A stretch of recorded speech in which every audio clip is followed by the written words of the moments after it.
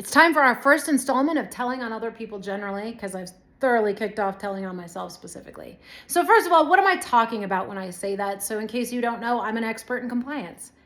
What is compliance, you might ask? Well, there's a lot of kinds of compliance. So no human really is an expert in all forms of compliance. It's a very big umbrella term for many forms of regulatory, legal, or ethical guidelines that are established around different industries, all different sorts, and sort of how it's viewed best to run those. But I'm not going to speak about all of them because I'm not an expert in all of them. But I am going to give you a broad general definition that works for all of them, believe it or not, before we slice and dice and get into a little bit more of my meaty expertise. And it's really key that we understand what compliance has come to mean, regardless of its application. You have technical compliance, operational compliance, legal compliance, medical compliance, regulatory compliance, import compliance, on and on and on and on, depending on what your field is, what manages what you're supposed to do legally and ethically. And all of them have one definition. Are you ready?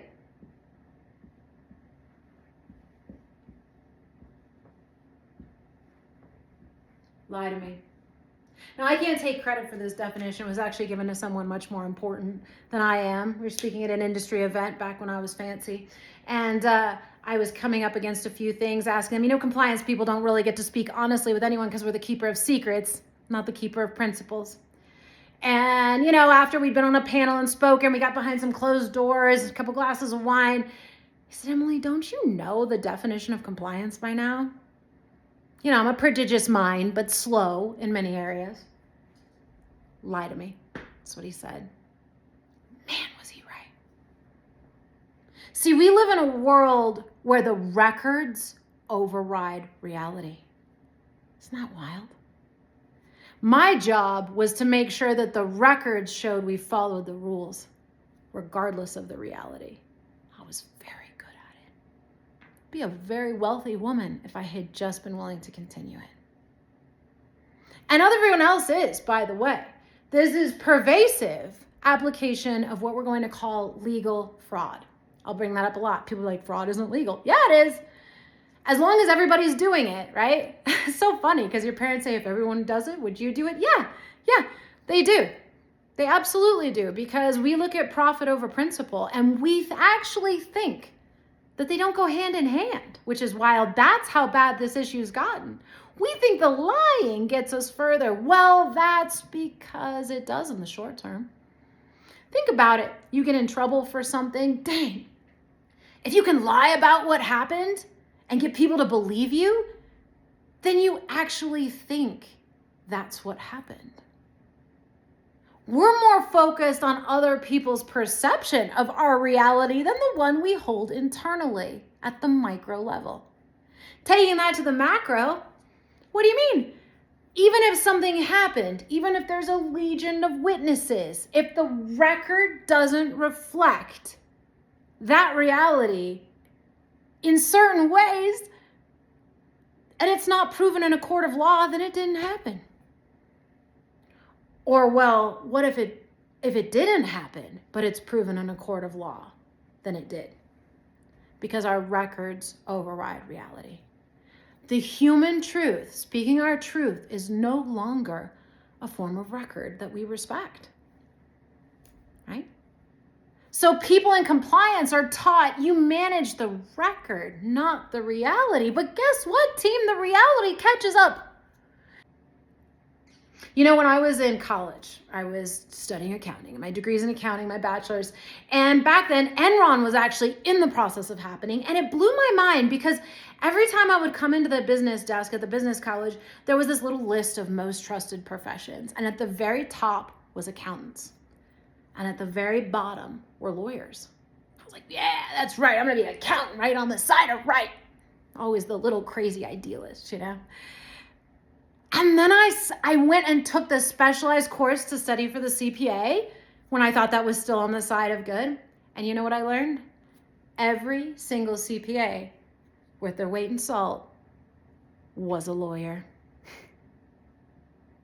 And see, team, that's the collapse that no one has wanted to acknowledge, that there are no more guardrails. There are no more keepers of what's good and right.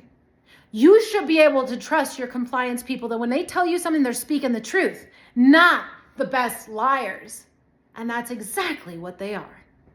Your regulators should come behind and go, hey guys, I get it. It's a great loophole, makes you a lot of money, but I am the protector of principles. I don't swing red or blue. I want to be very clear. This is not a red or blue conversation. They're both equally corrupt.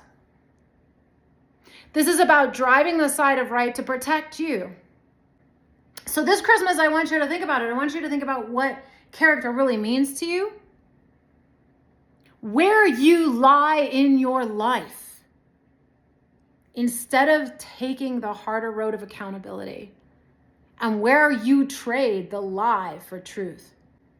This starts in our own hearts, in our own homes, where we prioritize monetary success over principles.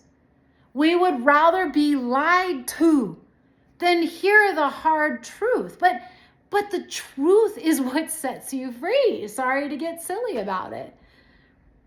You can make so much more money. You're so much more profitable by being principled. Hands down. Transparent, principled. No one is transparent now. That's just a word we throw out to lie better. It's code for let me turn on the lie. No one's transparent anymore. And we're the ones who suffer as a result. This Christmas, what the world is really calling for is truth. And not the easy truth, not the truth in a book, not the truth in a building, but the truth that's in our own hearts. The lies you've witnessed and seen. I know there's so many other compliance people that wanted to do the right thing and want to speak about what they saw. Not specifically to make anyone a specific fall guy or wrong, but so we can handle this collectively, because we all win or lose with what we choose. Choosing to do the unpopular thing because it's the right thing, and then being willing to witness the beauty that comes behind that. God, aren't you ready to be that brave? Aren't you ready to be that courageous? To be like, you know what? Forget what's popular. I want to do what's right. And not because someone at a podium tells me, but because right here, it's my truth. And my reality is more important than my record. I appreciate you. Thank you for spending this time with me. We're going to create something really beautiful in 2026, I assure you. Merry Christmas. Love you.